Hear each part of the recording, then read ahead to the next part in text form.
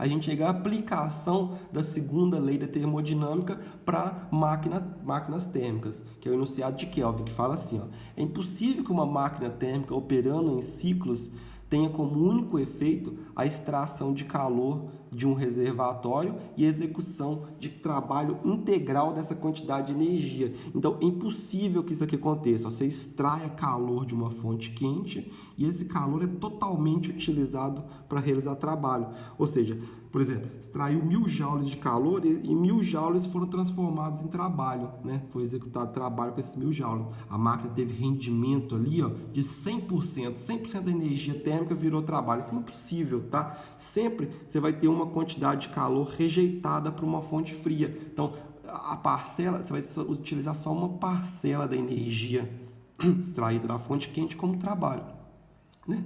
Então, vamos matematizar isso aqui um pouquinho, tá? Presta atenção. Eu sei que eu extraio calor da fonte quente, uma parte vira trabalho, outra parte é rejeitada para uma fonte fria. Então, a soma dessas duas energias aqui, ó, vai ser igual a essa outra aqui, certo? Então, ó, sei lá, se tem 1000 joules aqui, se 300 foi utilizado como trabalho, os outros 700 foi rejeitado para a fonte fria, certo? Então, a soma do trabalho e do calor rejeitado para a fonte fria é igual ao calor extraído da fonte quente, beleza?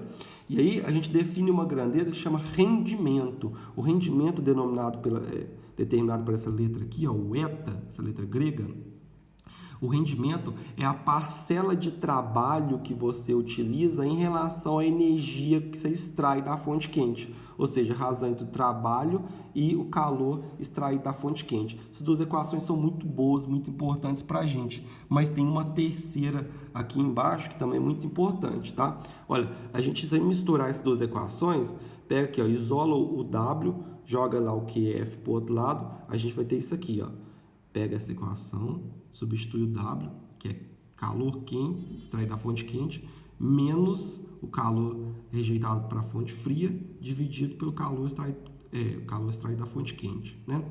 Como os dois têm o mesmo denominador, as duas frações têm o mesmo denominador, a gente pode separar dessa forma aqui, ó, e simplificar esse QQ com esse QQ. Vai dar 1 menos QF sobre QQ. Essa aqui, ó, é a equação que a gente tem para o rendimento de uma máquina térmica. Muito importante essa equação, tá? Repara que o rendimento ele vai ser algo entre 0 e 1, onde 0 é 0%, você não aproveita nada em trabalho, e 1 seria 100%, tá? Normalmente a gente vai ter alguma coisa decimal, do tipo 0,20, esse é o rendimento. Isso significa que a gente tem um rendimento de 100%. Para passar da forma decimal para a forma de porcentagem, basta a gente pegar um número e multiplicar por 100, beleza? Vamos fazer um exercício aqui para a gente exercitar essas ideias aqui. Olha lá.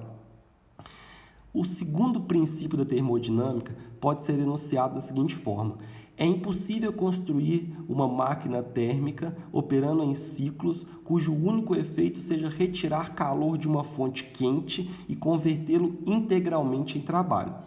Por extensão, esse princípio nos leva a concluir que, olha, sempre se pode construir máquinas térmicas cujo rendimento é 100%?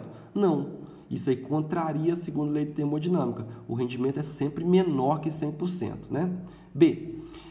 Qualquer máquina térmica necessita apenas de uma fonte quente. Não, você vai precisar também de uma fonte fria para você rejeitar o calor, uma parte do calor, né? Letra C.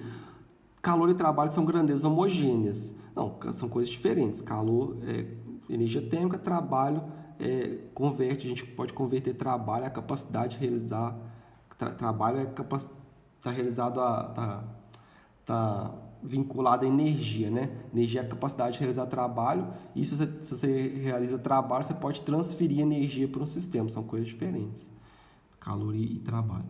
Letra D. Qualquer máquina térmica retira calor de uma fonte quente e rejeita parte desse calor para uma fonte fria. Verdade, não, uma parte desse calor é rejeitada para uma fonte fria. Verdadeiro. Letra E. Somente com uma fonte fria mantida a 0 graus Celsius seria possível a uma máquina térmica converter integralmente calor em trabalho. O calor não pode ser convertido integralmente em trabalho, né? Isso quebraria a segunda lei da termodinâmica. E a fonte fria não tem que estar 0 graus Celsius. A fonte fria pode ser nosso meio ambiente, por exemplo, 20 graus Celsius, né? Não tem nada a ver. Vamos fazer mais um exercício agora com algumas continhas. Presta atenção. Uma máquina térmica opera entre dois reservatórios de calor, retirando em um ciclo de operação, 1.000 joules de calor da fonte quente e transferindo 500 joules de calor para a fonte fria. Beleza. Se em 10 segundos a máquina realiza 40 ciclos, marque a alternativa que apresenta o valor da potência da máquina. Então vamos lá, olha, em um ciclo você extrai ali 1.000 joules de calor da fonte quente e aproveita 500 joules para realizar trabalho. É metade. Repara que a eficiência dela, o rendimento dessa máquina é 50%, 0,5, né? Para onde vai os outros 500 joules, Diego? É rejeitado para a fonte fria, né? Isso aqui em um ciclo. Em 40 ciclos, você vai ter 40 vezes esse trabalho aqui realizado. Concorda comigo? Em 40 ciclos, você vai ter 40 vezes esse trabalho de 500 joules aqui. Então, isso vai dar 20.000 joules em 40 ciclos, que são o quê? 10 segundos ali em que a máquina vai estar funcionando.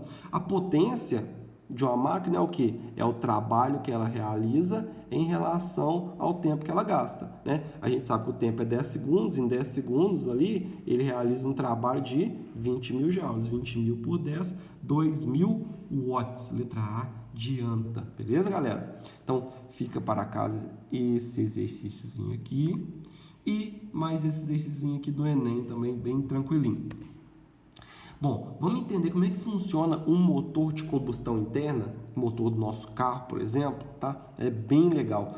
O motor do nosso carro vai ser composto ali, de forma bem básica, né, de um recipiente. Nesse recipiente vai ter um pistão, esse pistão é móvel, tá? Quando ele desce, o virabrequim, que é essa peça que transforma o movimento linear em circular, fazendo girar um eixo. Girando o eixo, você transmite esse movimento circular ali até a roda gira e é nóis, a gente anda, né? Esse motor também vai ter uma válvula de admissão, que é por onde o combustível entra gasolina ali, por exemplo, misturada com um pouco de oxigênio. A gente vai ter uma válvula de exaustão, que é por onde sai o gás ainda em altas temperaturas, e ele vai ali até o carburador, vai pelo escapamento ali até sair do carro, né? E aí esse gás quente, ele vai ser emanado para o nosso meio ambiente e vai, como está quente, ele vai aquecer o meio ambiente, né? O meio ambiente é a fonte fria, beleza? A fonte quente vai ser o gás quando ele entra em combustão aqui, ó, vai ser o gás em altas temperaturas. A gente também vai ter uma vela, essa vela ela emite uma faísca, certo? E aí o motor ele funciona em ciclos, né, em fases ali. A primeira fase do ciclo ali de um motor de combustão interna é o golpe de admissão, né? O pistão ele vai descer e o virabrequim vai fazer um giro ali e nesse momento a válvula de admissão vai estar aberta e aí vai entrar um pouco de combustível ali. Na segunda fase, o pistão sobe, comprimindo esse gás que está aqui, já com a válvula de admissão fechada, certo? Na terceira fase, você tem ali que o pistão está comprimido e aí a vela acende, fazendo com que haja a combustão, chamada de ignição aqui, né?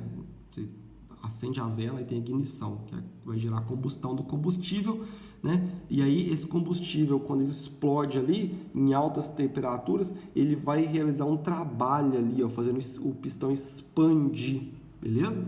E aí, depois disso, o pistão vai expandir, vai voltar, né? E aí você abre a válvula de descarga, a válvula de exaustão, que o gás vai sair ali pelo cano de descarga, o gás ainda quente, né? Então, repara, você extrai calor de uma fonte quente para realizar trabalho e parte desse calor é ejetada ali, beleza?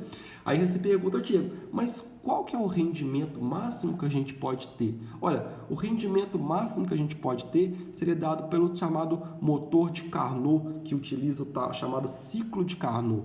O ciclo de Carnot é um ciclo ideal, seria um motor ideal, um motor onde não tivesse perdas de energia mecânica nenhuma nesse sistema. Nenhuma parte da energia seria perdida com atritos, por exemplo, e aí esse motor seria um motor ideal. Esse ciclo aqui, idealizado por Sadi Carnot, ele é composto de dois processos isotérmicos conjugados com dois processos adiabáticos.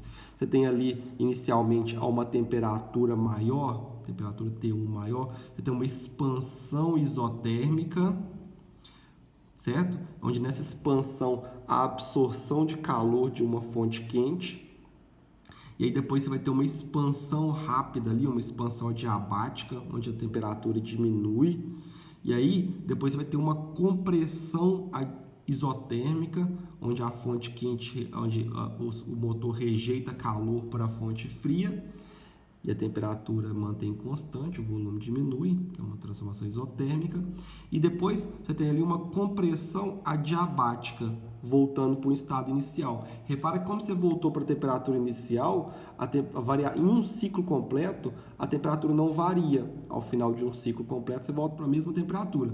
Ou seja, a variação de energia interna em um ciclo de Carnot é zero, tá? Porque a temperatura não varia. É isso aí. Bom, o trabalho realizado é dado por essa área aqui, ó. Os problemas não vão pedir para você calcular essa área normalmente, tá? E aí a gente lembra daquela equação ali, ó, que a gente desenvolveu para o rendimento de um motor. No caso de um ciclo de Carnot, a gente tem que a quantidade de calor trocada é proporcional à temperatura. A quantidade de calor rejeitada para a fonte fria é proporcional à temperatura da fonte fria. E a quantidade de calor absorvida da fonte quente é proporcional à temperatura da fonte quente. Então, as razões são proporcionais para o motor, para o ciclo de Carnot ali, para o motor de Carnot, o motor ideal. E aí, quando a gente substitui isso aqui, ó, nessa equação, a gente vai ter o rendimento de uma máquina de Carnot. Olha, o rendimento de uma máquina de Carnot é o rendimento da máquina ideal. Você pode comparar a qualquer máquina térmica. Eu vou construir uma máquina térmica aqui. Você pode pensar assim, ó, se essa máquina térmica fosse ideal, fosse perfeita, o que não vai ser, ela teria um rendimento máximo. Esse rendimento máximo seria o rendimento do motor de Carnot, que é 1 menos a diferença das temperaturas entre a fonte fria e a fonte quente. Repara que quanto maior for a diferença das temperaturas, maior for a diferença, quanto menor for essa e maior for essa aqui, ó, mais próximo de 1 vai dar esse resultado, ou seja, maior vai ser o rendimento ali da máquina de Carnot. Então, o ciclo de Carnot, a máquina de Carnot depende unicamente das temperaturas da fonte fria e da fonte quente, mais nada. E quanto maior a diferença entre essas temperaturas, maior vai ser o rendimento da máquina de Carnot. E aí você vai construir uma máquina térmica. Então, você pode comparar, você fala assim, ó, se a minha máquina fosse perfeita, ela ia ter um rendimento de Carnot, né? E aí, mas não vai ser, não vou ter nunca esse rendimento máximo. Para exemplificar, a gente tem ali motores de combustão interna, tem rendimentos ali em torno de 20%. Esse é o máximo que os engenheiros conseguem construir, sabe? O motor mais eficiente que a gente tem, que a gente já criou até hoje, são motores a diesel, que tem rendimentos ali em torno de 40%, beleza? Vamos resolver alguns exercícios